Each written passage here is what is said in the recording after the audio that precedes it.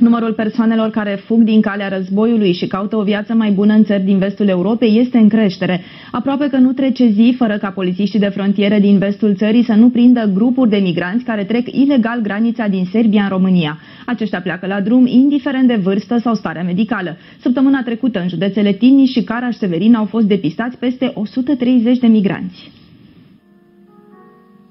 Migranții vin în grupuri de la 2-3 persoane până la câteva zeci.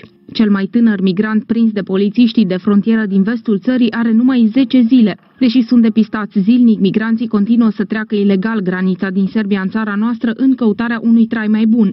Față de anul trecut, numărul refugiaților prinși este în creștere. În primele 3 luni ale acestui an, polițiștii de frontieră din Timiș și Caraș-Severin au reușit să depisteze 260 de migranți, în condițiile în care în tot anul 2016 au fost opriți din drumul lor 600 de refugiați. A fost întărit dispozitivul de supraveghere și control al frontierei de stat în zona noastră de responsabilitate. S-au luat măsuri pentru punerea în aplicare a planului interinstituțional încheiat cu Inspectoratul de Jandarmi Timiș, Gruparea Mobilă de Jandarmi Timiș, Inspectoratelor de Poliție Județene Timiș, Caraș-Severin și Mehedinți, având ca scop cooperarea pentru menținerea, asigurarea ordinii publice și creșterii gradului de siguranță a cetățeanului, atât în punctele de trecere a frontierei de stat, cât și la frontiera verde. De asemenea, este folosită atât tehnica mobilă de supraveghere și control al frontierei de stat, cât și cea fixă, în vederea creșterii capacității operative.